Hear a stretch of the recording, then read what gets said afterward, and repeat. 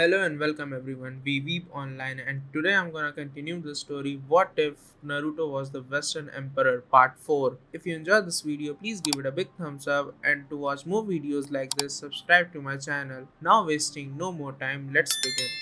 Finally, the final competition had arrived. This one was anticipated by everyone. Since they were able to make full use of their talents, the Easterners saw it as their final opportunity to restore their honor. However, some of the villages were unaware that they shared the same restrictions as the West. The Easterners entered the Colosseum in a hurry. One person, however, was running behind because she needed to use the restroom and tend to some of her more private concerns. Hana and Yuzaka exclaimed, Crap, I'm late. Need to catch up." She swiftly and carelessly took the path leading to the Colosseum at her greatest pace. Just as she hopped over a cart, she slammed into someone. She was the only one who reacted, as the other individual stood there still. She looked up, rubbing her nose in shame and indignity, and was about to yell when she realized who she had ran into and stopped. Her gut was screaming at her, telling her this tall, lean, and attractive man was an alpha. His moon crescent on his forehead, golden eyes, long white hair, and commanding aura were his most distinctive features. Her loins were beginning to get moist, and her primal nature was screaming at her to give her body to this man and mate with this alpha right now. The only difference between her reasoning side and her instincts was that the logical side was advising her to find a room. She stared at him while paralyzed and barely breathing. The man gave her a regal atmosphere while simply gazing at her for a while. Then a voice sounded. The man called Sesshomaru turned to meet a young girl dressed in a kimono and a small green imp carrying a rod with two malformed heads at its top. "Lord Sesshomaru, wait for me," he said. Sesshomaru commanded, temporarily disobeying Hana, Rin, Jaken. "Come, we need to get to the Colosseum, or we will be late to the bouts." Although it would be interesting to take the woman in front of him, he had far more essential responsibilities to complete. He could smell that she was in heat. He promptly snatched Rin up and moved forward. Jaken only succeeded in leaping onto the fur that was trailing behind him. Hana initially believed it to be a piece of his clothing, but she soon realized it was actually affixed to the man. Hana raised her hand in an attempt to obstruct Sesshomaru's departure. She was left to alone as she struggled with the wetness that had developed in her loins. When the bouts were about to begin, she was tempted to just go back and give herself some alone time to get rid of this heat. A rush of wind suddenly materialized in front of her as she began to stand up, and Kagura emerged, looking rather furious. "Keep out of the way, or become our concubine," Kagura yelled fiercely. "Listen, bitch, I've been trying to track Sesshomaru down to become his wife for a long time now. I won't let some random chick get in my way." She didn't anticipate a response and was taken aback when Hana replied positively. Hana flushed and berated her pre-programmed response. He was seriously messing with her instincts. Before she began to giggle, Kagura gave her a long look. Kagura giggled as she removed a feather from her hair bun and threw it in front of her. "Well, then, I wasn't expecting such a direct answer, but I suppose owing to what he is and what your clan is tied to, it's to be expected. Come, I'll give you a ride to the Colosseum," she said. They could both stand on the feather as it grew in size and floated in the direction of the Colosseum. As usual, the contestants rushed to the center of the arena. Some members of the Eastern group were eager to battle such formidable foes. Some had already accepted their defeat. And in the last group, some people still erroneously thought that the West had no chance. Obviously, Sasuke and Sakura, his own personal cheerleader and fangirl, were part of this gang. Soon, a lanky man with white hair and a white mustache as well as a lean man with green hair moved forward. The portly guy greeted the participants, saying, "Hello, fighters. I'm Professor Port, and this is my colleague Professor Oobleck. Today, we'll be conducting this a little differently from the last two tournaments. If you look at the screen, you'll see we have two sides, East Side and West Side. Your name should be on there, and you can check who you're fighting against right now and whoever follows. Jiving time," said the man named Oobleck. "Indeed, instead of the usual round elimination, we'll be head straight for the tournament format." He talked quickly, and the last few words of the sentence were somewhat hazy. He then took another sip of his coffee. "Since there are 44 fighters, that means 22 fighters on each side. Ho ho. Why, I remember in my younger days, I took my trusty accent." Port veered off topic. "As my esteemed colleague was saying, we'll be hosting the east side of the tournament first. After that, the west side will go next. You may notice that for both sides, a few fighters will fight one less battle while others may have an extra one. Do not worry, we will allow to get Port back on track." Eric had to throw a brick at him. This time, instead of having 9 fights in the arena at once, we will be letting the audience choose which fight to watch on many different screens. You lot will be stepping onto a platform that will send you to another place, where you can use all your techniques without worry. It'll be a large area for you to fight, but we can only have 6 arenas for you to fight in. Bublek yelled before rushing to the side doors to open them. Yes, certainly, you've already met 2 of them before. And Port and I will also be performing commentary. Allow us to introduce to you the rest of them. 2 more persons entered the room to make introductions. Radom was the name given by the man who had spiky black hair, angular sunglasses, a white dress shirt, and black jeans. His microphone had a faint totemic form. The other was a slender female announcer decked up in stockings, a Playboy bunny costume, and a headband that gave the impression that she had horns, much like a dragon. She obviously drew a lot of attention from the fighters and the crowd due to her attire, but she gave off the impression that she enjoyed the attention. She has a unique tattoo on her left butt cheek. Hello, everyone. My name is Tatsuko, and I'm here to announce these battles on behalf of the Dragon of the 12 Zodiac referees. The first 6 matches will soon begin, and then we will call you up in the middle to be taken toward the arenas. After that is the West Side's matches, and then we'll have all the seeded matchups done right after, said Radom. In any event, please have a look at the tournament chart. Nearly terrified to glance at the tournament chart, the Easterners did so, to prevent them from fighting one another too soon. The names of the West's fighters were dispersed around the chart, which they swiftly found. Their names were highlighted for everyone to see, as if to further ridicule them. Uramchi Yusuke, Sesshomaru, Goku-san, Frankenstein, Sora, Dragneel Natsu, Konoha, Odo, and Akatsuki were stunned by the last name on the list, though Sasuke was enraged by the name. Yaoni Uchiha, Deidara shouted, "He's alive." Sasuke said, "I'll kill him," as he turned to face the Western contestants. Itachi was there, seated in the opposing team's box, enjoying a cup of green tea and some pocky. The other Easterners looked at him more intently and noted that he seemed healthier, happier, and more unwinded. He felt as if a heavy burden had been lifted from him. In the meantime, in the box of the West's rivals, Yusuke questioned, "Are you sure using your true name is a good idea? You might have easily changed your appearance and given yourself a different name." Itachi answered, "Hiding now serves no purpose. It won't take long for them to find out who else is here since they already know Neji is here." The spiky-haired man with the orange gi responded, "Doesn't matter. We'll help if they try to group up on you. I'm looking forward to a good battle." Natsu, the man with the salmon-colored hair and white scarf,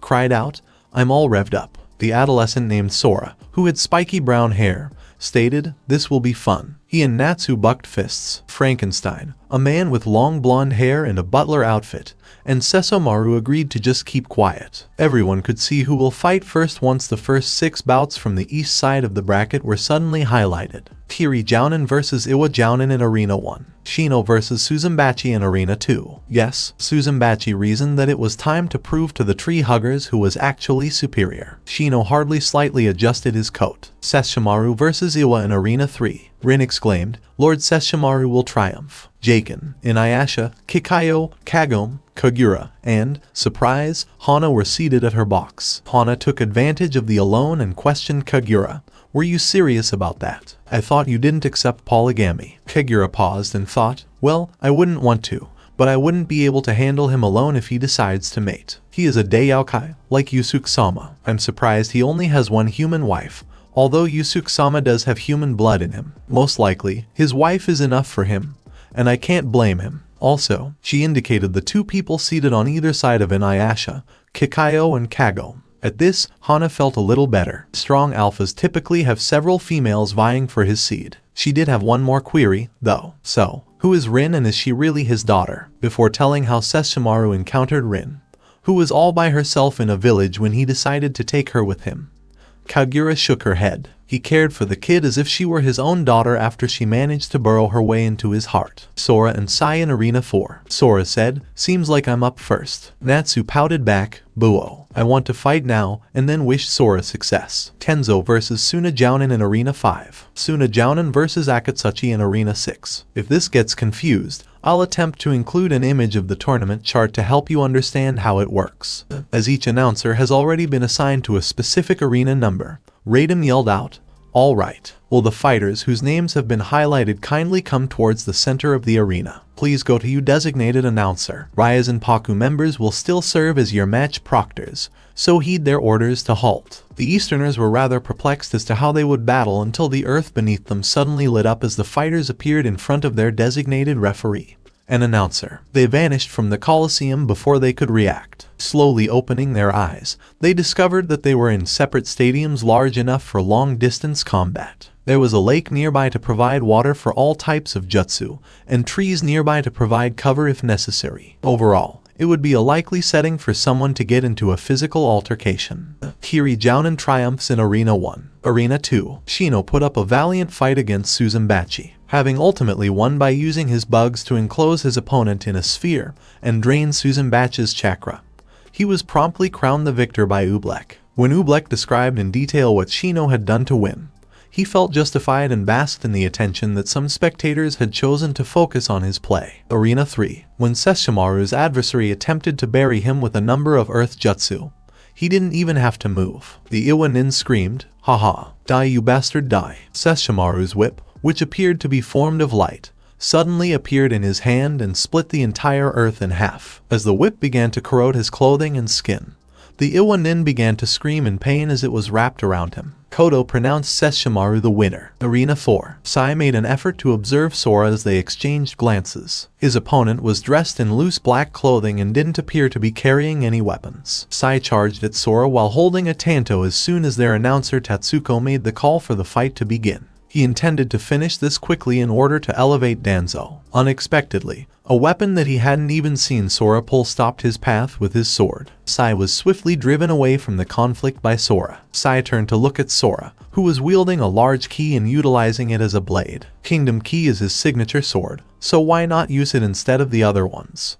The Keyblade. Before pulling out a scroll and his instruments, Sai had a thought. He quickly sketched a bunch of little ink animals on his scroll, called them all, and sent them all at Sora in an effort to overwhelm him. Sora only grinned before sprinting forward and swiftly dispatching each summon with a single slash. Sai had more time as a result to produce even larger ink drawings to use as weapons. Nevertheless, out of Sai's scroll, 6 enormous lions prowled and surrounded Sora. Sai continued to draw, this time with a huge ink brush. On another scroll, warning, give up immediately, or my lions will tear you apart. When the lions saw Sora wasn't going to give up, they all charged at him. Gather, Sora cried as he held up his Keyblade to the skies. His Keyblade released a magic, and a diamond-shaped spell with spheres on each end emerged. The lions were instantly drawn to the spell, where they were hanging helplessly. Thunder, Sora screamed. All the lions were instantly struck into nothingness by a lightning strike that descended from the clouds. Sai saw he needed more time and sent forth ink clones to divert Sora's attention while he completed his own drawing.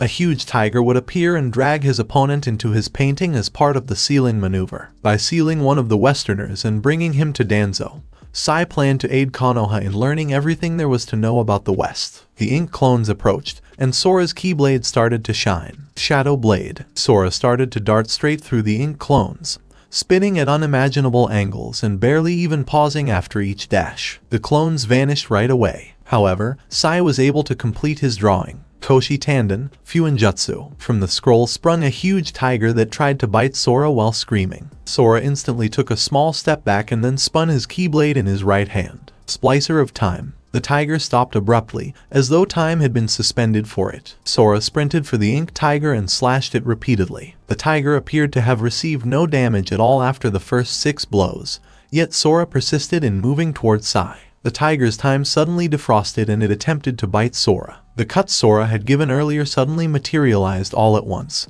dispersing the tiger just as it appeared as though it might succeed. The Easterners were scared by this act. They just witnessed someone literally pause time for a single target, which was unusual for shinobi who could use time-space ninjutsu. Sai again charged in with his tanto since he was left with no other options. Sora declared as his Keyblade started to shine once more, "It's over. Ars Anima." Sai was unable to block Sora's quick 13-hit combination and began to take a beating from him. Sai was blasted off the arena while still unconscious as Sora finished the combo with a flip and slammed his Keyblade in front of him. Tatsuko instantly crowned Sora the victor while making advances toward him. Knowing that his girlfriend Kairi was also watching, he appeared to be uncomfortable. A5. Tenzo triumphs. Tenzo begins to believe that he was the one who lost as Port begins to describe the time he had to slice through a forest to locate his prey. Atrium 6. Akatsuchi triumphs. The fighters were whisked back to the arena, where they received their acclaim. On the tournament chart, the following set of matches from the west side of the board were instantly highlighted and made larger so that everyone could know who was next. Ring 1, Goku vs. A. Goku yelled, "Yeah, it's my chance to battle." At this moment, the Easterners were pleading for a triumph against the East. The Raikage, one of their most powerful fighters, was now finally standing. Assessed his opponent as he turned to face him. Although his opponent had muscles similar to his own, would he be quick enough? Ring 2, Anko against Shin. Anko appeared satisfied by this. This was an opportunity to weaken the powers of her traitor sensei. Samui vs. Kiri Jounin in Arena 3. Arena 4, Darui vs. Chijiro. Suna Jounin vs. Kiri Jounin in Arena 5. Iwa Jounin vs. Kotoheim in Arena 6. In order to prepare to be teleported to their respective arenas, the fighters moved near the center of the arena. Arena 1. Goku and exchanged glares as they positioned themselves for combat while assessing one another. They both rushed for each other as soon as Raidam, their announcer for the fight, yelled commence. After each blow, it was blocked or avoided. Goku delivered the first punch to A's face after 5 minutes of close quarters combat. Raiden screamed, and point goes to Goku. If this were that kind of match, Goku has drawn first blood. Before concluding that staying back was not an option, A quickly jumped back. He wanted to study his opponent, but couldn't take the risk anymore. He sensed that Goku had not given the fight his all. Raiden no Yoroi. A's body was instantly engulfed in lightning chakra before he sped up his approach to Goku. With the intention of punching Goku, flung a torrent of punches at him. To the surprise of the majority of the Easterners, Goku was able to block his fist without fear or evade it. Karui shouted, "No way. Nobody blocks those blows without being concerned." A, on the other hand, was having a blast. A man who was just as tough as he was confronting his onslaught. He was soon able to strike Goku in the face with a glancing blow. Goku instantly kicked in the direction of A's chest, causing him to protect by crossing his arms. Goku was able to take a little step back after this attack, giving him some breathing room. "You're pretty good," Goku remarked. He formed a Raiden clone and laughed aloud. "Ha, the same to you. Don't hold back on me," before jumping towards Goku and kicking him with an axe. Goku deflected it and hurled a punch towards A's face in a hurry, but he blocked it. They were about to engage in another vicious fight when A quickly retreated a bit, up until he noticed the Raiden clone standing directly behind him. Goku was a little perplexed, and his clone both charged with their lightning armor at full speed, modified double lariat, or Raiden.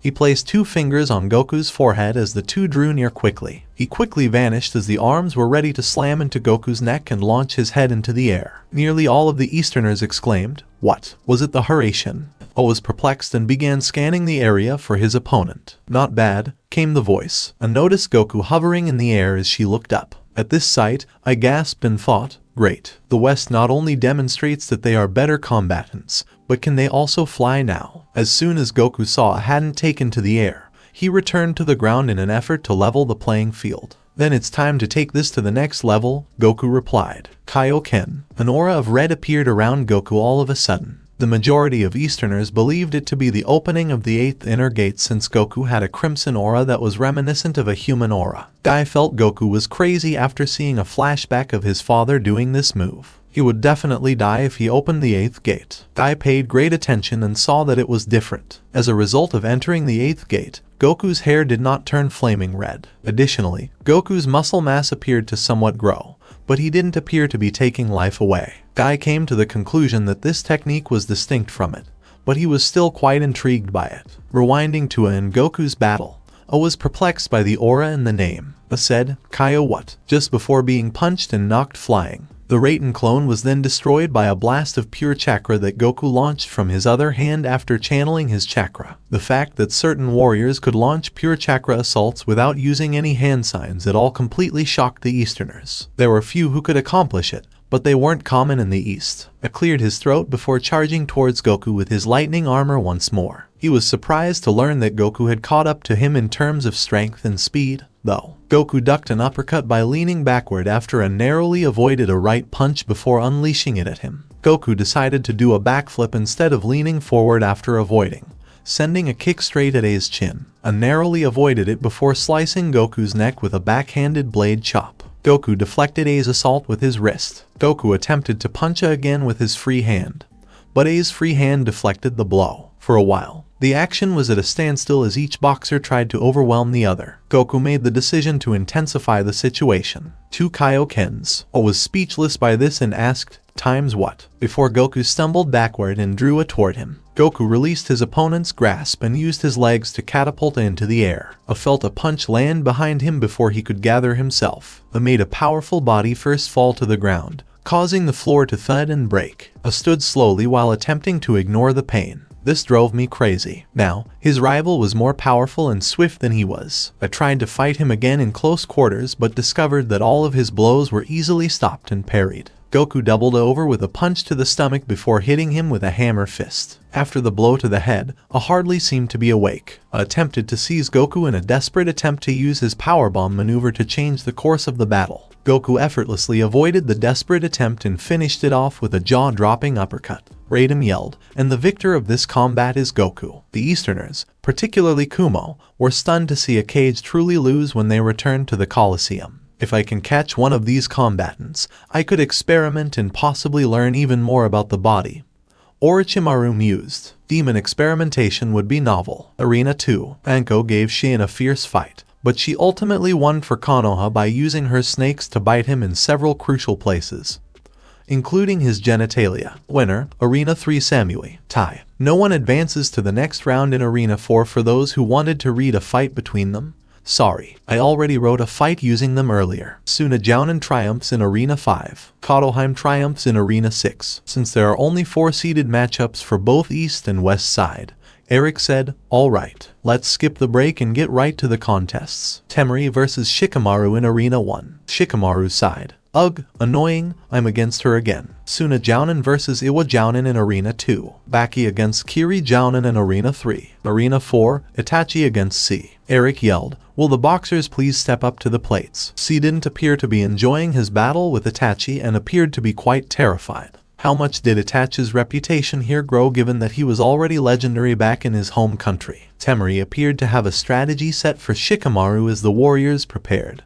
which led Shikamaru to utter the word troublesome once more. Arena 1. Shikamaru used the circumstances at hand to lead Temari into a trap. She managed to avoid it, though, by leaping into the air very high, then utilizing her wind jutsu to make a straight route in his direction. She rushed him after hastily calling her weasels. The shadow that was coming directly at her was avoided by her. She directly aimed her fan at Shikamaru's head. He barely avoided it and made a modified hand sign. Temari returned for one more stroke and then abruptly stopped. When she peered down, she noticed that the summons had changed from a small shadow to a wide circle that was also being caught by her. By using his shadow neck binding technique, Shikamaru rapidly eliminated the summon. The two of them were soon the only ones left. Temari did not take anything, while Shikamaru took a knife from his back pocket. Shikamaru made a choice as he raised his hands. "I for you, referee." Temari screamed out, "I forfeit," in a hurry before Shikamaru could finish his sentence. Shikamaru Nara was declared the winner. "Incredible intelligence, that young man," said Oobleck. Shikamaru was a little taken aback by her abrupt strategies. Temari grinned when she noticed the horror on his face. "This time, I want to watch you compete against one of the Western's fighters," the Western fighter said. Shikamaru sighed, thinking that if he won his match, he would probably run into Yusuke in his subsequent match. He mumbled, "Troublesome woman," drawing a rapt glance from Temari. Iwa Jounin triumphs in Arena 2. A 3, Baki triumphs. Arena 4. C was shaken to the core. He had already battled Ryu, a rival from the West, and lost. Now, he was going up against an S-class opponent within their own system. He was confident in his own abilities, but it was simple to lose that confidence in the face of someone similar to him. C immediately utilized his Genjutsu as the battle began in the hopes that it would work and buy him some time. Raijin Reikachu, Ek. His first intention was to blind Itachi in order to swiftly conclude the conflict. This strategy was immediately unsuccessful because Itachi abruptly splintered into crows the moment C threw a fist. Before C could respond, he felt a sharp chop to the neck and passed out. Itachi was readily named the winner. Sasuke murmured, "Itachi, you'll pay for your crimes and die soon." He didn't even consider the possibility of losing. Sasuke was being observed by Orochimaru, who was taken by what he saw. He was aware that Sasuke had no chance and only needed to be persuaded to defect to him. He would then be able to possess the Sharingan and realize one of his dreams, which was to be able to use every form of ninjutsu in existence. Once Sasuke was in his possession, he would easily think of smashing Konoha. The battles were promptly resumed after the audience was given a 30-minute pause to stretch. On the screen, the following combatants were displayed, commencing on the east side. Yusuke vs Kiri Jounin in Arena 1. Yusuke climbed to his feet and remarked, "Alright, it's my turn now." Arena 2, Shino vs B. Kiba vs Sesshomaru in Arena 3. Kiba screamed, "Alright Akamaru, let's show these guys who's the genuine alpha." Sora vs Suigetsu in Arena 4. Arena 5, Tenzo vs Natsu. Natsu exclaimed as he hurried up to the arena. Finally, I'm all revved up. Deidara vs Akatsuchi in Arena 6. The fighters entered the arena and were soon taken to the appropriate arenas where they would battle. Arena 1. The Kirin attempted to conceal his assaults by using the hidden mist jutsu, but Yusuke destroyed the mist with his ray gun. His index finger let forth a jet of chakra and aimed straight down. Dust quickly enveloped the arena after it blew up. The Kirin searched for him but discovered that his mist had been carried away. A punch landed in his face and knocked him out before he could react. The winner was announced to be Yusuke. Arena 2. Despite Shino's greatest efforts, B simply had too much chakra for him to be able to drain off. B's peculiar sword technique made him too quick for him as well. Before traveling to the west, B prepared new blades. When Shino realized he couldn't win, he swiftly conceded. Arena 3. Kiba prepared to fight as he stood across from Sesshomaru with his dog Akamaru. His instincts warned him to exercise caution, but his ego readily disregarded them. With Akamaru by his side and access to all of his skills, he felt like he could defeat any foe, including a demon. Kiba screamed, "Let's show this punk who's truly an alpha." However, Akamaru was extremely cautious when facing Sesshomaru because his gut told him that they were up against a true alpha. Kiba fed Akamaru a soldier pill as soon as the combat began and then dashed over to Sesshomaru. Shikyaku no Jutsu, Jiju Ninpo. Sesshomaru ducked without appearing to try as Kiba stabbed and clawed at him. Kiba became enraged by this casual demeanor before he tried another tactic on Akamaru. Gatsuga. Kiba and Akamaru transformed into razor-sharp, spinning tornadoes. Sesshomaru, however, continued to deflect all of the blows. Kiba attempted to increase the amount of attacks by using a shadow clone, but it was ineffective. Kiba misinterpreted Sesshomaru's dodging as an inability to attack, though. Kiba laughed, "Haha, you can't even attack, you weakling bitch." That was obviously the incorrect thing to say since the very next instant, Kiba, Akamaru, and his clone were all unexpectedly punched in the stomach and sent flying off. In an effort to catch his breath, Kiba coughed, and Akamaru did the same. The clone had already vanished after such a vicious assault. When Kiba looked up, he saw his rival calmly approaching them while looking down at them with disgust. This further infuriated Kiba. Kiba yelled, "Come on Akamaru, let's do this." Tensoga. While still utilizing Gatsuga, they leaped into the air. However, as they dug down, they merged with one another to create a massive drill that headed straight towards Sesshomaru. Sesshomaru just drew his blade, the Bakuseiga, the weapon that became evident when Sesshomaru finally completed his process of passage.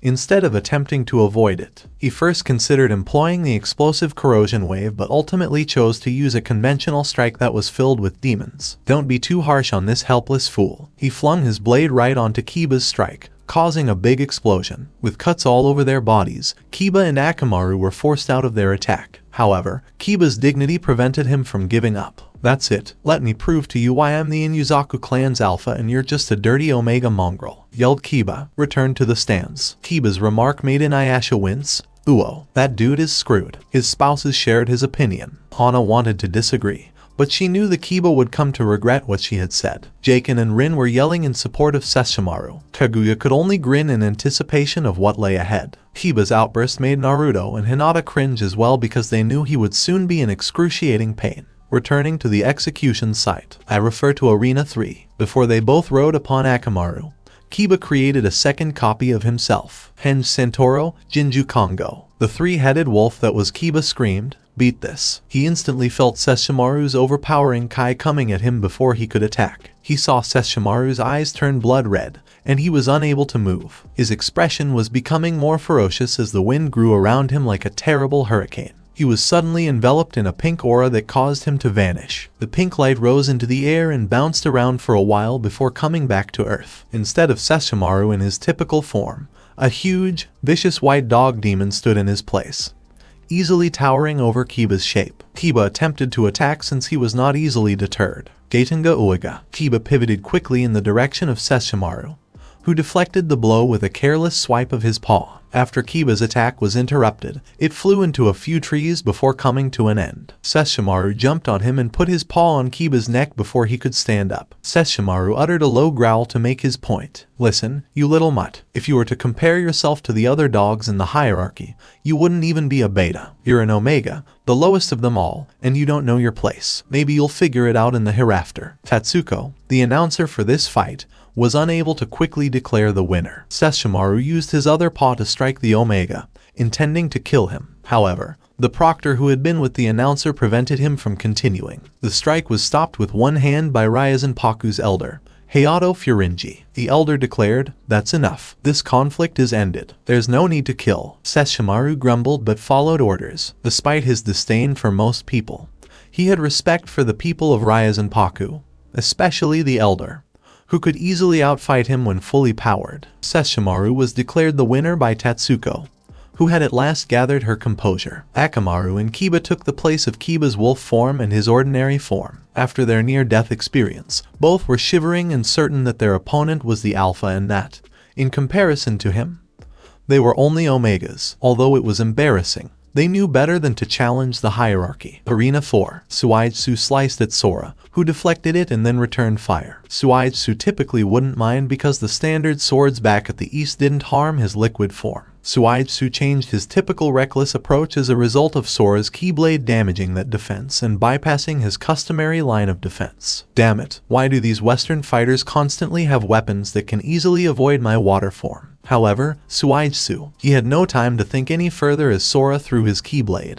which was covered in fire, at him and forced him to avoid it. The Keyblade came flying back at Sora like a boomerang, but he managed to catch it and use his Keyblade to send it to the ground where Suigetsu was. Launch dive. Suigetsu jumped back as far as he could after going pale at the sight of the lightning that was about to strike him. He raised his finger and pointed it like a gun at Sora before launching a barrage of water arrows. Sora quickly blocked them and then retreated toward him. Suigetsu made the decision to change course. Jetsu Water Clone. Before they all charged at Sora, 12 water clones had formed. Before jabbing his Keyblade into one of them, Sora blocked a few. It adhered to his Keyblade instead of changing shape. Before they could react, Sora was flailing the water clone around, striking the other clones in the process, and causing them to all dissolve. Sora made the decision to pick up the pace a little. "Give me courage," Sora cried. Before his attire turned from black to crimson, he was suddenly surrounded by light. Valor form. Sora suddenly found himself holding 2 Keyblades and sprinted towards Suigetsu, slicing and cutting furiously. Suigetsu was completely unable to attack, and soon his entire body was covered with cuts and bruises. Suigetsu screamed, "All right, that's it," and leaped over to the area where the river was in the arena. Before absorbing all the water from the river and transforming into a huge mutant fish with tentacles, he rapidly gulped the water in his water bottle. Suigetsu slammed the tentacles towards the Sora and roared, "Take this." They left behind massive craters in the ground Sora was standing on, creating a sea of dust. Nobody was able to determine the outcome of Suigetsu's assault. They heard something break into bits a short while later. An explosion caused all of Suigetsu's tentacles to blow up. Wisdom form. Reflect. In a split second, Sora transformed from his Valor form into his Wisdom form. His attire also changed from red to blue, and he only had one Keyblade with him. But suddenly he was gliding on the earth, hovering over it. Suigetsu sought to utilize a different strategy and created even more smaller tentacles than previously. Undeterred by Sora's strike, he was going for quantity over quality in the hopes that at least one attack would succeed. Sora dodged a few before coming up with an absurd notion. One of them was suddenly leaped over, and he landed on it before beginning to slide along it towards Suigetsu's main body. This stunned Suigetsu, who attempted to fight it with his attacks but failed. Soon, Sora leaped and landed on top of Suigetsu's enormous fish, exactly above where his main body was. Then Sora smiled, which made Suigetsu tremble. Sora yelled freeze, and hurled 5 enormous shards of ice in the direction of Suigetsu. The ice instantly froze the water upon touch, locking Suijsu inside. Suijsu was knocked out of his form and rendered unconscious as Sora dove down onto the now frozen fish and slammed his keyblade down with all his power, cracking the ice. He was promptly crowned the victor by Raiden. Arena 5. Tenzo was not having fun. His opponent was simply burning through all of his attacks with indiscriminate fire despite the fact that he had Mokuton, one of the most feared bloodlines in the East. The time has come to avoid the flames, Fire Dragon's Roar, or Karyu no Haku. After taking a massive breath, Natsu released a powerful fireball that flew straight through Tenzo's earlier defense. Tenzo growled angrily, "I've heard of overwhelming firepower, but this is preposterous." The man takes it literally.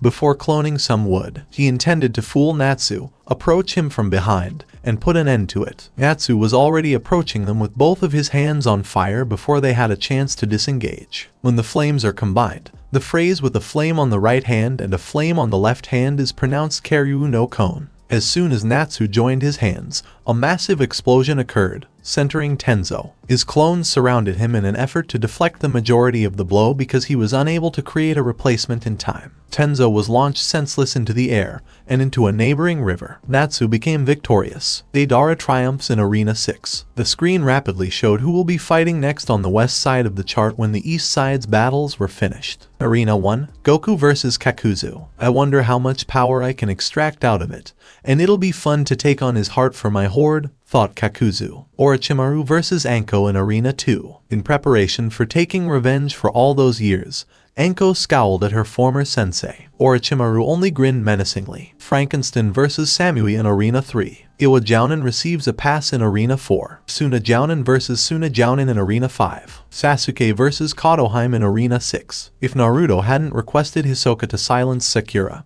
she would have utilized her banshee voice. He gummed her mouth shut and applied a silencing seal to her back. Orochimaru reminded Kodoheim, "Remember, I want you to persuade Sasuke to see Oto during the duel." Kodoheim replied, "Of course, Orochimaru-sama, anything for you." Arena 1. For Kakuzu, things were simply not going well. He believed he had seen every move Goku made, but it is obvious that Goku did not display all of his skills during his battle with the Kakuzu had first vowed to rip out Goku's heart for his own purposes. When he heard that, Goku had no mercy and immediately used Kaioken X2 to beat him senseless. Kakuzu suffered so much harm that he had to rely on his Earth Heart and Water Heart to survive. Goku demonstrated his ability to effortlessly punch through boulders, rendering his hardened skin ineffective. Goku abruptly filled the arena with light before Kakuzu could utilize his lighting mask to perform a jutsu. Before he realized his lightning mask was crumpled beneath Goku's foot, it seemed as though a sun had suddenly appeared in the arena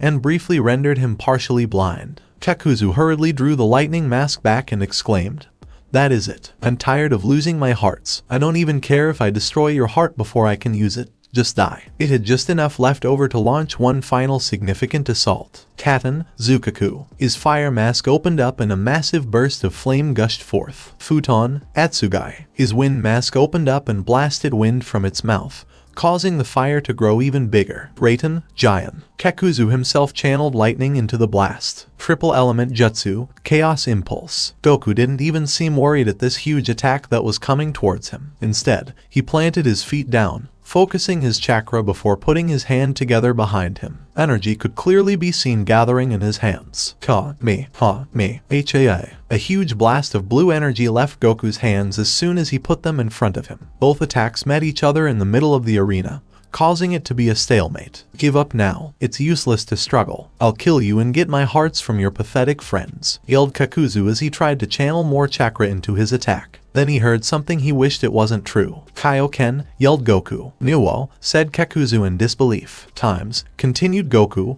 as if Kakuzu hadn't said anything. No, yelled Kakuzu, almost pleading Goku now. 4, shouted Goku, deciding to skip X3 and go straight for 4. No. Fuccc,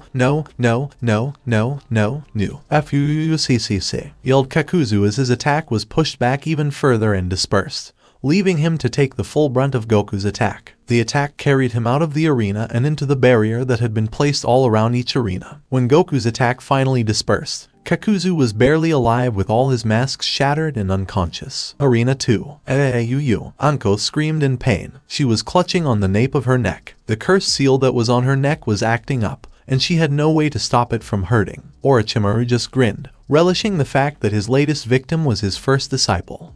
He opened his mouth, in which a snake appeared out that regurgitated his Kusanagi sword. The sword floated into the air bit before he took it by the hilt. Seeing that Anko couldn't continue anymore, Oobleck quickly announced that Orochimaru was the winner. Orochimaru either didn't hear him or ignored it as he charged towards Anko, intent on stabbing her. Suddenly Orochimaru saw Anko disappear in a blur and felt a kick to his chin. He shook his head and noticed that Oobleck had Anko in his arms while the proctor, Ma Kensei, had delivered the kick. "Enough, I won't forgive you if you hurt this beautiful lady," said Kensei. Orochimaru growled, but decided to obey. For now, he would just have to plan some way to grab revenge later on. Kensei tried to perform treatment on her, only to slightly grope her breasts before being chased by the Oobleck for improper conduct. Arena 3. Samui was breathing heavily. Her opponent seemed to be a normal butler, but she couldn't land an attack on him at all. It seemed like he knew what she was planning already, and could counter everything without even breaking a sweat. She still had no idea what his power was,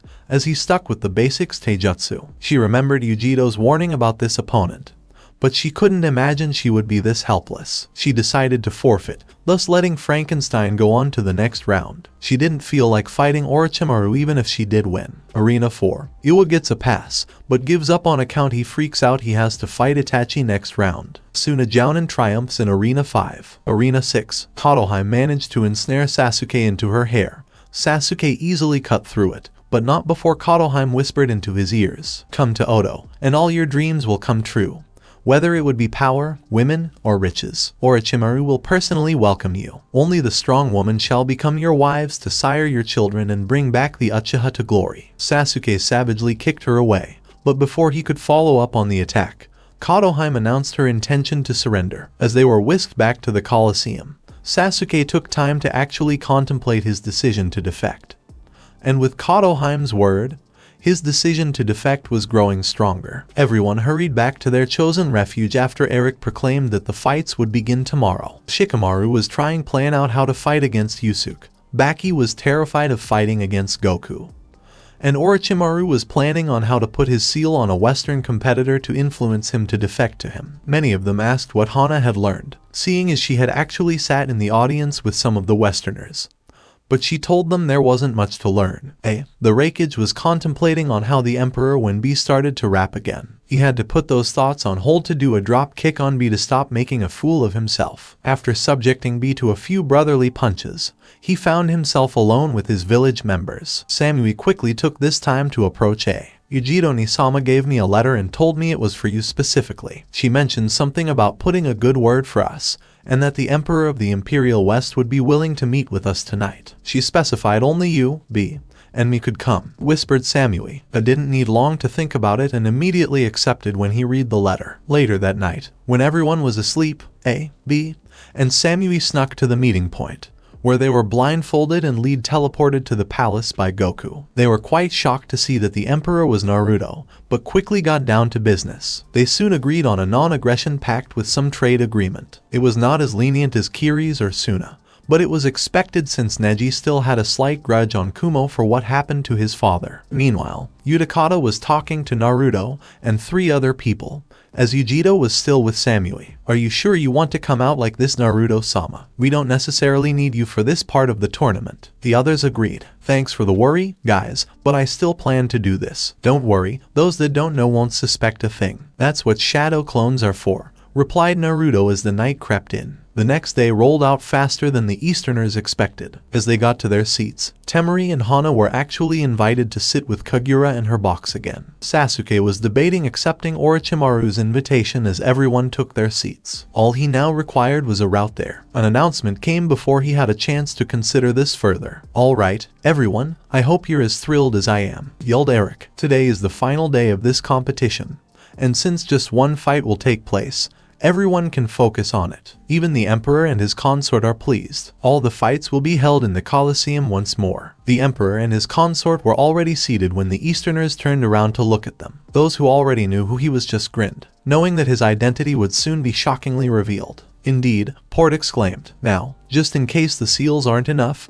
we do have a backup plan. Allow us to introduce the 6 people who will supply chakra for the barrier jutsu. Please welcome our Jinchuriki Corps." Now, Just in case the seals aren't enough, we do have a backup plan. Just in case the seals aren't enough, we do have a backup plan. Just in case the barriers aren't enough, the competitors may go use everything they have without. Just as they were about to leave the building, they requested the seventh member of their group, who had not planned to participate, to join them. "Are you certain?" questioned Roshi. Everyone else had a similar worry. "I want to let Akatsuki know they can no longer control me," the seventh member stated. "Yes, I have been hidden for too long. I may not have purposefully led my town to such a horrible time, but it was still my fault that I was under a genjutsu." He was carrying a weapon that was much taller than him, and he had sutures under his left eye. 6 persons emerged, all of whom were clad in the same white shinobi uniform. They knew of Utakata and Yujido, but the other astonished them all, especially Iwa. "That's Hand of Steam, isn't it? Roshi is still around. Taki apparently mentioned Fu passed away. That Agora of Kiri, isn't it? I believed he perished during the Mist Uprising." Then, a seventh man came out,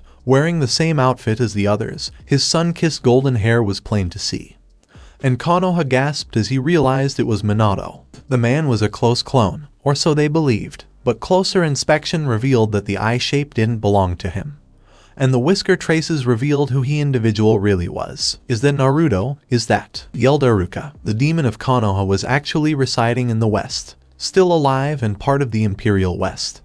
And every Easterner who didn't know Naruto was still alive grew wide at this revelation. Amura already started to make plans on somehow bringing Naruto back on fabricated charges. He was so sure that the Emperor wouldn't want Naruto once he found out who he was, and failed to realize that even demons were allowed to live peacefully in. All 7 of the Jinchuriki Corps performed the same hand signs, making sure Sasuke could not see it before slamming their hands down. A huge barrier formed around the arena, completely protecting the audience from any stray attacks. It soon cleared up, leaving it to be a see-through barrier, but its defense was strong enough to take a continuous burst of Biju blasts, and not leave. Naruto didn't even seem to acknowledge them as he took his place farth. Beginning on the east side, Match 1. Shikamaru was already trying to blaze through various scenarios and strategies when Yusuke and Shikamaru's fight began. As they stepped into the arena, it had been transformed into a forest, with trees between them. He didn't expect Yusuke to have such a direct approach, who just dove through the forest in a straight line, aiming for him. Shikamaru tried to adjust to the situation, thinking, "Damn it, I hate opponents who seem to just throw away basic tactics and abandon all forms of strategies." However, Yusuke was a battle savant and dodged through all of Shikamaru's tricks. He shot a Raigun at Shikamaru, who cursed and was forced to dodge, but Yusuke was already next to him and punched him in the stomach. Shikamaru groaned as he swiftly made the gesture have the shadows begin creeping up Yusuke's body.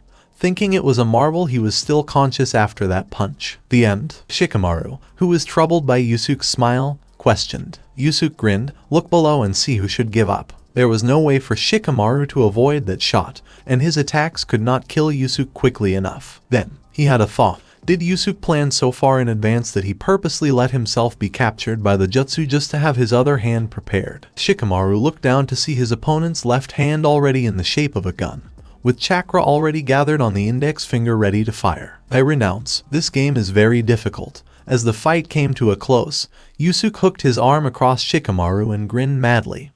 According to Shikamaru, "Nice battle, you're lucky that I've faced so many strategists already. But you seem to be quite intelligent. If you ever have time, come on over to my apartment. Perhaps you could play shogi with the old hag to keep her company," Yusuke said. Genkai sneezed in another location within her home. Match 2. To the majority of Kumo's surprise, B was engaged in combat with Sesshomaru and wasn't winning. His sword style had been rendered ineffective, and he was already using the power of his tailed beast. But even with Juki's, or the Hachibi's, power, he could not gain the upper hand. Sesshomaru's sword just kept cutting him, and when he used the Biju ball and fired, Sesshomaru countered. Corrosive explosive wave. Juki warned B not to make any abrupt moves or else he would die. Nonetheless, the assault collided with the ball and exploded. Before B could react in his demon form, he discovered Sesshomaru with his blade pointed precisely between his eyes. Seeing no other option, B surrendered the contest. Third match, Sora defeats Iwa. Match 4. I'm good. I'm so energized, Natsu shouted as he jumped up onto the stage. HMPH, I'll demonstrate to you how explosive art is, Deidara said. Deidara was a little surprised to see something blow but didn't think much about it, except that his opponent also liked to blow things up. He quickly created some explosive birds and sent them flying towards Natsu, who dodged them. The match continued for a while before Deidara was finally able to have some of his explosive spiders land on Natsu's shoulder. Haha, it's done. C3 explosion. Eat it. Natsu tried to remove the spiders off his body and throw them in front of him, but it was too late, yelled Deidara as he set off the bombs. Natsu was directly in the middle of a massive explosion when it occurred. Call it a ref, he has died, Deidara smirked as he turned away. But then he heard a slurping sound and turned to see the explosion was being eaten. He watched in shock as the explosion shrank and shrank until he could see his opponent actually eating the explosion. And soon, Natsu was done eating all the fire that had come from the explosion. I appreciate the cuisine, Natsu said. Who in the world are you? Deidara shouted. Feeling that he couldn't risk it any longer, he decided to unleash the jutsu he had been saving up for Itachi. He quickly molded his C4 while dodging Natsu's fire fists, but couldn't risk using the big version because he was in a limited zone and couldn't get out. So he took one of Natsu's punch while applying clay to his body. Hahaha, you're no longer alive. My strongest C4 explosion yet is inside that sphere. Deidara activated it, not expecting his clay sphere to abruptly explode. C4 explosions should cause micro-explosions inside my opponent's body to disintegrate his entire body, Deidara reasoned. Instead, he discovered Natsu, who was unharmed, but entirely engulfed in flames. Deidara was certain he heard a dragon roaring behind Natsu as he charged, but he soon realized that due to the fire surrounding Natsu, it was impossible for him to even get near to him because his C4 would be burned as soon as it made touch with the flames. Just who are you? Surprised that nothing was working, asked Deidara. I defeat dragons. Ingest it, yelled Natsu. Kajizum, Yokugeki, Kenkaku, and Karyu no Tekken. Natsu made the decision to end this bout since Deidara was in so much pain that he was unable to determine how many times he had been attacked. Guren Bakuinjin, Metsu no Aogi. Deidara would have loved to watch this attack because it involved explosives,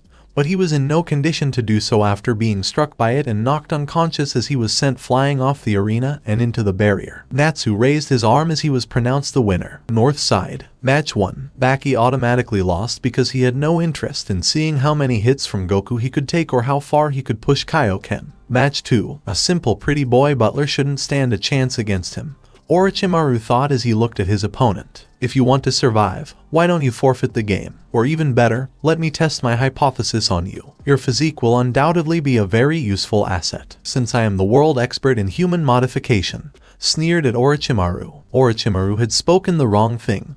At that threat, every Westerner shuddered. Orochimaru heard a chuckle coming from Frankenstein. Then it got louder and louder, until it was just maniacal laughter. You play around with me. That's absurd. I've heard all about your experiments. Frankenstein chuckled. How many tries you've made at life and how much you sought immortality. From one researcher to another. I'm not even allowed to call you a scientist. Just a novice who has no idea what he's doing. You're very rude. I've changed my mind. I'll murder you, yelled Orochimaru, feeling thoroughly belittled by this man. A few moments later, that body was impaled by several pointed purple poles that appeared out of nowhere as Orochimaru's neck expanded and attempted to bite the man. As soon as his mouth got close, the man felt danger in his very being and employed this particular mud clone replacement. They don't feel right, those powers, Orochimaru mused. He didn't have much time to think as his adversary appeared additional spears and hurled them in his direction. After dodging them, Orochimaru had to quickly jump to escape being struck. Exactly where? Frankenstein was already above him and firing more spears as Orochimaru looked up. He employed a fire jutsu to block it since he could think of no other option before using a wind jutsu to amp up his firepower. 2 spears, though, got through and stabbed him. He hurriedly took them out after landing, grunting in pain,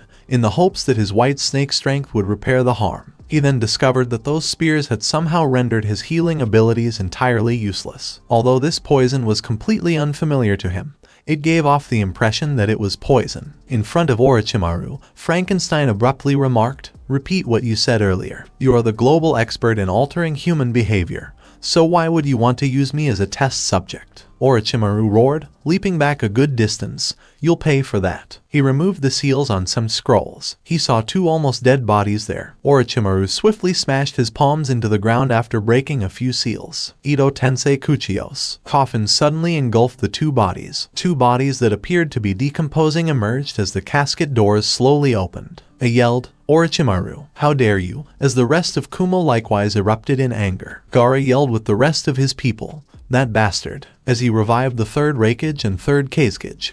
On Minoru, Orochimaru had essentially spit on their faces. I would have wanted to summon the Shodaime Hokage, but he's sealed up. I won't even have to move, mocked Orochimaru as he swiftly inserted Fudo seals into their heads. Fukuku. These cages were formidable fighters in their own time, he said. The cage's body soon took on its natural hue and appearance. Their dark eyes were the only distinction. Now, they were completely ruled by Orochimaru. Frankenstein cocked an eyebrow and remarked, summoning cannon fodder now. Still, to use lives of people without remorse, to bring them back from their eternal sleep, is despicable. Allow me to show you my weapon. Answer my call, Dark Spear. The Easterners were confused when the Jinchuriki easily pierced a hole in the top of the barrier. Suddenly, a dark lightning strike struck Frankenstein's hand as it dropped from the heavens. Frankenstein was holding a huge, two-sided, dark purple spear when it suddenly took shape. But the aura it gave off made his rivals shudder. It had an aura that seemed to scream that it wanted to eat souls and felt very dark and active. Orochimaru thought, and fascinating weapon. I'll have to study it when I remove it from your dead body. Suddenly attacking Frankenstein were 3A and Minoru. However, despite their strength and quickness, Frankenstein still appeared to be in charge of the situation. He demonstrated this by striking 3A with a cutting ranged attack. He avoided it, but Orochimaru was close behind him,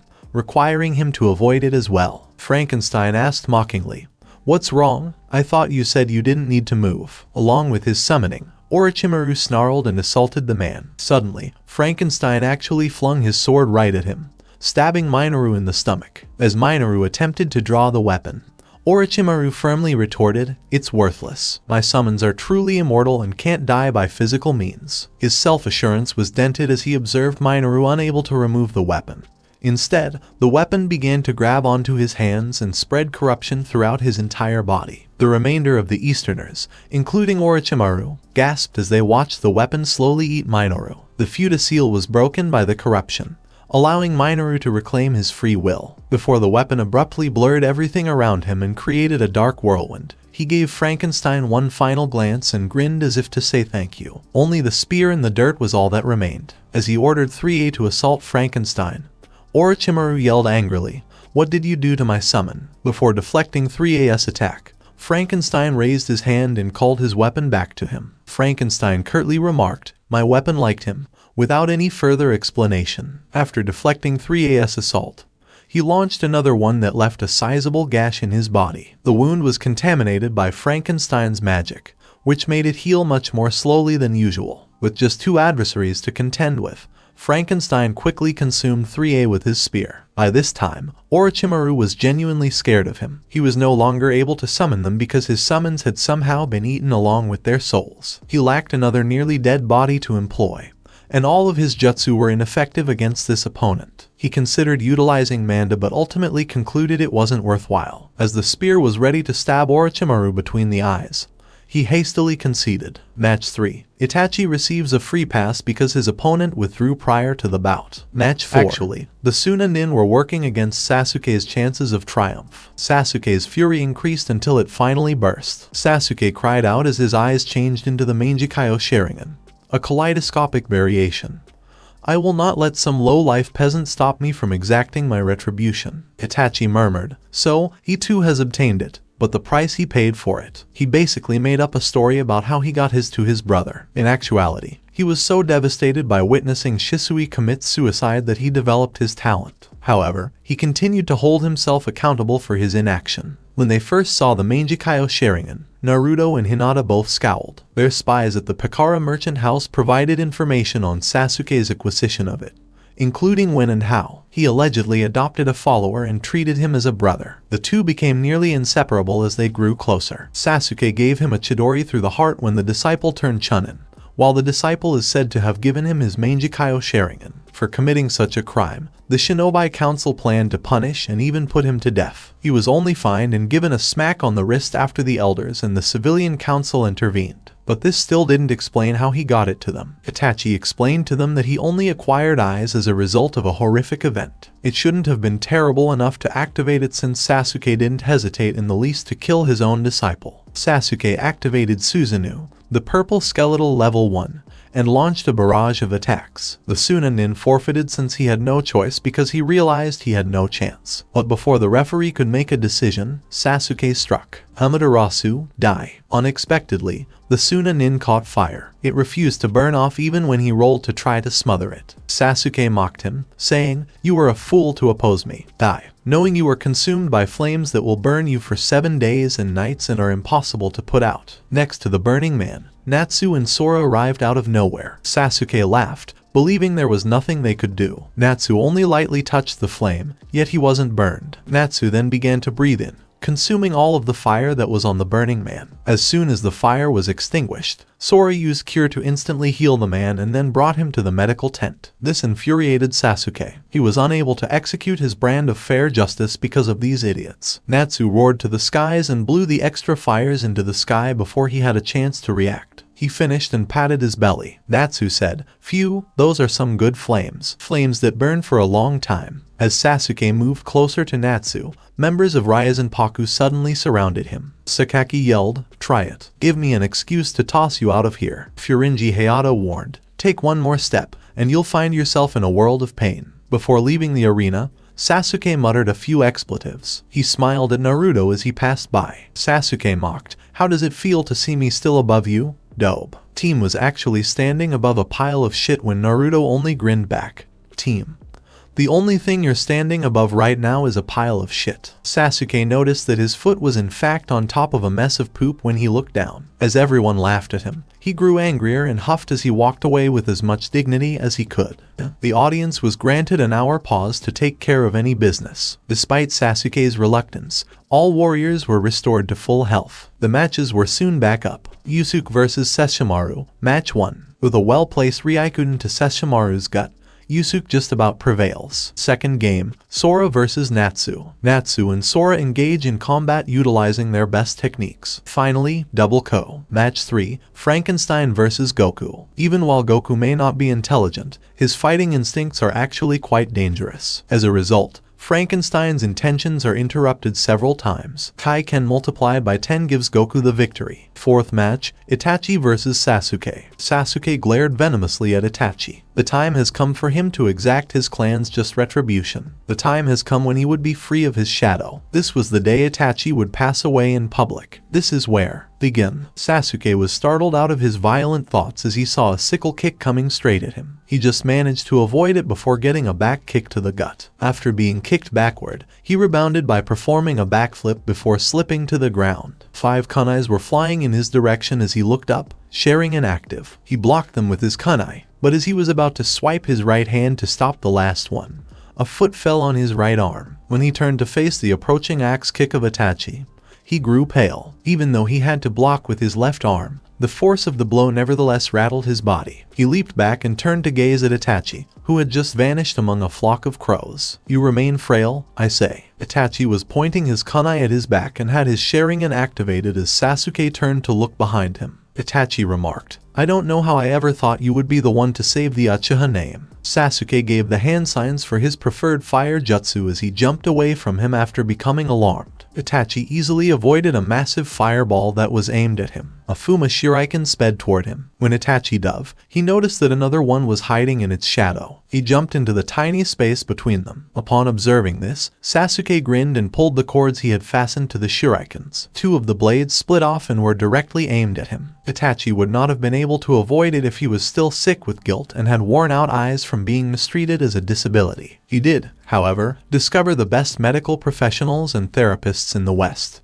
who helped him heal and grow even more resilient than he had anticipated. He had to if he wanted to aid Naruto in taking over the West. Therefore, he dodged the swords by hurling 2 kunais in their direction. After recovering his position, he quickly moved in the direction of Sasuke. Sasuke continued to hurl shurikens in an attempt to stop Itachi, but Itachi quickly deflected them with his own shurikens before allowing some to pass. They missed by curving, causing it to go behind him. Sasuke pushed ahead while blazing through hand signals. Chidori. With that, Sasuke charged, determined to take Itachi's life. He was oblivious to the fact that some of Itachi's shurikens were actually doubled up and tossed together due to his extreme tunnel vision. As the shurikens bounced off one another at that precise moment, Three of them were heading directly for Sasuke's back. Itachi grabbed the wrist of the Chidori and deflected the Chidori with wind chakra, dispelling the lightning chakra. Sasuke struggled and attempted to subdue his sibling as he gazed at Itachi with venom. He observed Itachi had already created the Mangekyo Sharingan when he looked him in the eye. Tsukuyomi. Sasuke unexpectedly found himself in a lifeless universe. He turned to gaze around and saw that this was Itachi's Genjutsu. Itachi materialized in front of him before he could escape from it. "Little brother, keep your composure. I need to speak with you first." Before being restrained to a cross, Sasuke growled and attempted to assault the man. Itachi took advantage of the opportunity to reveal the truth regarding Konoha and the Uchiha clan. Itachi told Sasuke everything, including his commitment to his parents, as he fell silent. Itachi gave Sasuke a choice when he finished his explanation: accept his invitation to join him and find serenity, or decline it. At first, Sasuke's contemplative demeanor gave Itachi the impression that he had persuaded his younger brother. That changed, though, when he noticed that Sasuke's eye was still burning with wrath and spat at him. "You're no Uchiha. You should pull those eyes out if you were clever. The Sharingan is the ultimate bloodline. The Uchiha clan had every right to overthrow those weaklings and demonstrate to the world who was the strongest. He has truly fallen far. Even employing Shusui's eye is no longer worthwhile." Itachi thought. "Goodbye, my brother," as Sasuke finally used his Mangekyo Sharingan to defeat Tsukuyomi. Only a few seconds had elapsed before they returned to the real world. Itachi would ordinarily have been exhausted after using Tsukuyomi just once, but because to his training and the knowledge he gained from Frankenstein about how to experiment with his bloodline, he was able to use it numerous times without breaking a sweat. "I'll kill you," Sasuke yelled. He grumbled as he felt three shurikens strike his back. This was Itachi's opportunity to kick him out of the way. Sasuke's Susanoo appeared out of nowhere. It was a humanoid one this time. "Die, like the traitor you are," Sasuke said. "See, my hatred for you has allowed me to improve my armor once more." In an effort to hit Itachi just once, he shot arrows at him using his form. Some even had black flames surrounding them. Itachi easily avoided them all while remaining composed. "I'll take all the strong women and have the Uchiha clan reborn. It's a shame that Hyuga bitch ran away. She would have made a fine bitch, considering she was well developed even when she was young. I also need to exact revenge on the shitty ramen cook. Her daughter would have made a nice sex toy for practice," yelled Sasuke, insanity obvious in his eyes. Hayashi, Naruto, and Neji, who was hiding someplace in the stadium, all tightened their fists at hearing Sasuke speak about Hinata. Even though Naruto believed Itachi belonged in this fight, he desperately wanted to charge in and beat the team to the ground. However, what might occur later is a different matter. Itachi questioned, "Do you mean I am Tuchai's daughter? She looked nice, but once I'm done with her, she'll look like a pig and be a whore. And she won't be blessed with any Uchiha children. Ha ha ha. URG," said Sasuke with a grin. Sasuke suddenly felt a punch enter his gut and pass through his Susanoo. When he looked down, Itachi appeared to teleport in front of him and delivered a devastating blow with just his fist and the crimson chakra that was encircling it. It caused Sasuke to become doubled over, and when Itachi drew back, Sasuke vomited the food he had just consumed. He snapped an angry glance up at Itachi before recoiling in terror. Itachi's normally grim expression was no longer on his face. Only that face and what appeared to be his cheerful expression were visible to Sasuke. Now, wrath could be seen all over Itachi's face, and it was fully directed at him. "You're talking about my future wife," Itachi said coldly. Naruto and his crew welcomed Iame and Tuchai when they first arrived in the West. Everyone was surprised when Iame slapped Itachi as a first response before shocking them all with an embrace and kiss. But this wasn't their first encounter. They used to play together when they were little. Even after Itachi turned 7 and became a genin, they continued to communicate. Iame would become envious whenever Izumi flirted with Itachi, but Itachi continued telling her that it was only one-sided. Because of Itachi's employment, they spent extended periods of time apart as time passed. Nevertheless, they continued to get together whenever they could. From there, their feelings for one another began to grow. Iame was unable to accept that Itachi would have slain his clan without a justification. Later, she discovered a message for her concealed in a location known only to her and Itachi. He promised in the letter that if she would be prepared to wait for him, he would return someday to explain and ask for forgiveness. While her father was concerned that she wouldn't be able to find someone, Iame stuck to that commitment even after all those years, refusing even to go on dates. Tuchai was taken aback by Itachi and Iame's secret, but he decided to put his trust in Itachi as the only Uchiha. Let it be known that this was one of the few times Itachi's expression displayed terror and dread. Despite this, he nevertheless took Itachi aside before giving him the talk. Itachi's chakra soared before Sasuke could even respond. His red Susanoo formed a completely complete body, easily surpassing Sasuke's. Sasuke has started to lash out once more. He believed he could finally defeat his brother, only to discover that their disparity was much wider. Itachi's Susanoo held up its right hand as if to mock him. A Rasengan eventually emerged when a recognizable swirl began to collect. Sasuke gaped. That's the Dobe's technique. Itachi only grinned. Itachi taught him nearly everything else while Naruto taught him the Rasengan throughout his time with Naruto, who even treated him like another little brother. Itachi really pleased Yusuke when they first met, and he informed him that even though he belonged to the inferior group, he might succeed in the West. Itachi accepted the comment gratefully even though he wasn't sure if it was a praise or an insult. Itachi said, "Part of it. Let me show you something I made." He added Amaterasu to his Rasengan while directing his attention there. The spiraling ball soon acquired all the characteristics of fire while keeping its shape.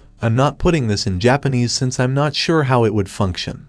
But Katen, illuminating spiral ball. Sasuke hurriedly retreated while injecting Susanoo with as much chakra as can. Bits of armor could be seen on his second-level humanoid Susanoo, but not enough to classify it as the third form. Itachi threw Sasuke his jutsu. It was completely cut through. Fortunately, Itachi made the decision to throw it a little bit higher to avoid hitting Sasuke's actual body. Sasuke was nearly unconscious when the consequences of destroying his Susanoo caused him to collapse. The winner was announced to be Itachi Uchiha. Itachi, though, put up his hand to correct the referee. "I will now go by the name Shinka. It's no longer Uchiha. My brother is right. I no longer wish to be seen as one." Eric, the match's referee, announced, "Very well, Itachi Shinka wins." Most Easterners could only experience dejection. None of them had advanced to the semifinals in any way. Only the luck of the draw allowed Sasuke to get past the quarterfinals, and no one truly loved him. They didn't care who won because it would be a Westerner. As the competition came to an end,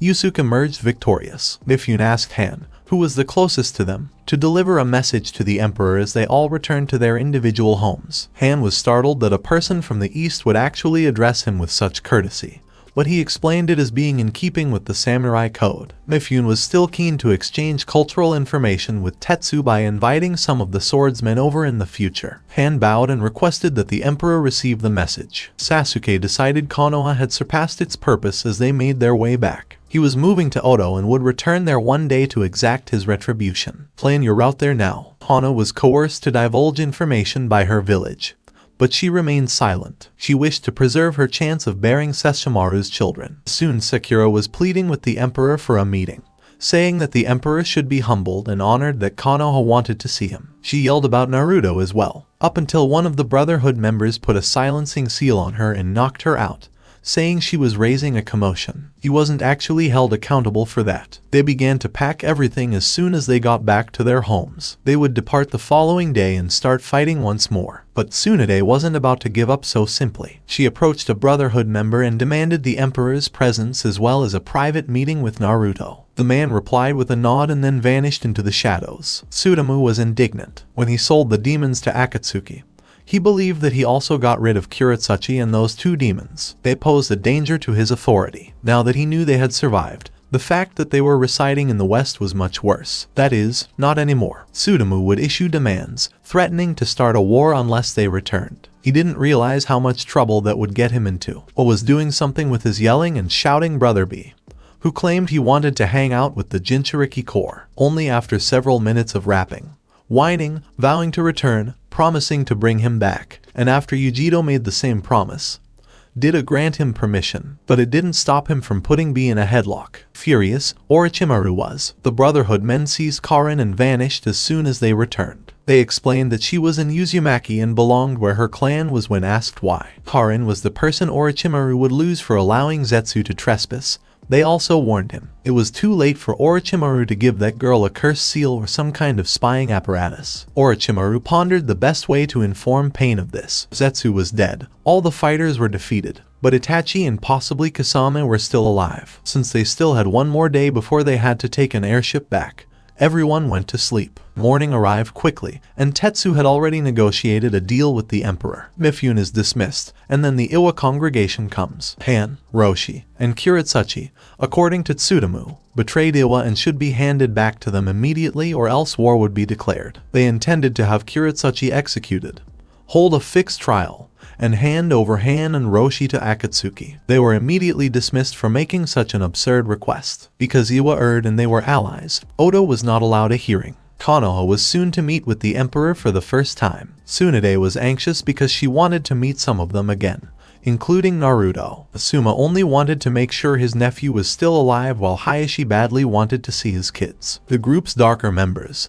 including Hamura, Sasuke, and Sakura, planned ways to exact revenge or kill Naruto, Itachi, or carry out any other terrible scheme. Welcoming the Konoha party, led by Hokage Senju Tsunade, they soon had access to all of the imperial palace's splendor and riches as the grand doors to the palace opened. They were led into the throne room, where the emperor was sitting on his throne with his consort by his side, his face and head still covered. The emperor was surrounded by several other large figures. 6 of them were wearing masks and were positioned close to the exits. 4 additional characters served as the emperor's counselors. They were Ozpin, head of civilian affairs, Ezio Auditor, Grand Master of the Brotherhood, Yusuke Ramchi, Grand General of the Emperor's Army, and Ukai. Alchemy United's Roy Mustang would have arrived, but he was occupied caring for his wife Riza, who was on the verge of giving birth. It's showtime, Naruto thought, clenching his hands. When Hinata noticed his anxiety, she took his hands in hers and carefully helped him relax. Time had come, blacks. Time had come, blacks. Time had come, blacks. Time had come, blacks. Time had come, blacks. Time had come, blacks. Time had come, blacks. Time had come, blacks.